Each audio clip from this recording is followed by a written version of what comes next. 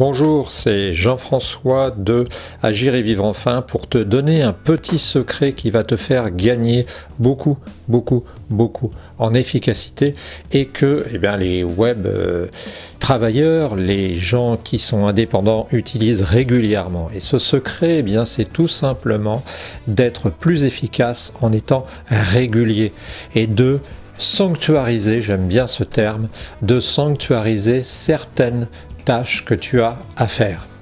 Alors je sais que quand on a quelque chose à faire, quand on se fixe une tâche, ça n'est pas toujours évident parce qu'on a toujours des imprévus. C'est comme ça que ça se passe, c'est-à-dire que on n'a pas prévu qu'on devait aller porter son fils chez le dentiste, on n'a pas prévu qu'il y avait un match qui n'était pas prévu et donc il faut aller encore une fois porter les enfants à tel endroit. Mais il faut essayer de prendre sur toi pour te dire que tu as certaines tâches qui te paraissent indispensables. De toute façon, si tu as des tâches vraiment indispensables, tu leur accorderas la primeur.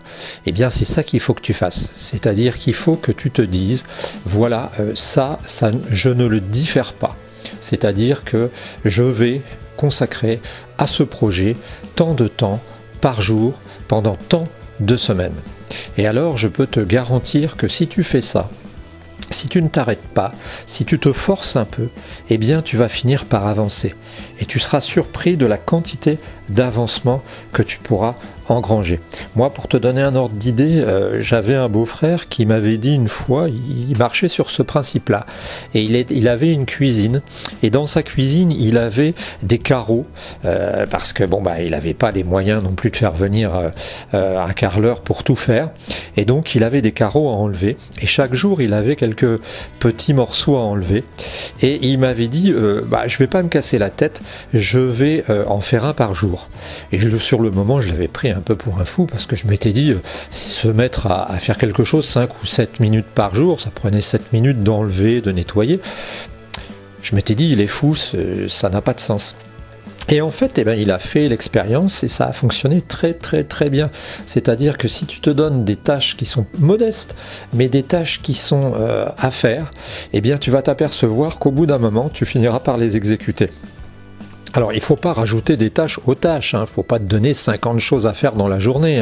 Si tu te dis, par exemple, j'ai mon site web à faire, donc je fais mon site web. Si j'ai telle chose à faire, je la fais.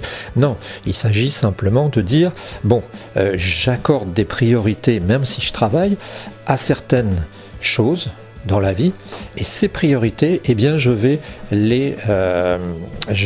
les valoriser. Donc, à partir du moment où j'ai une priorité, j'y vais. Alors, c'est pas forcément, moi je te conseille pas des grosses tâches, pas plus d'un quart d'heure, une demi-heure, parce que sinon tu auras du mal à dégager du temps.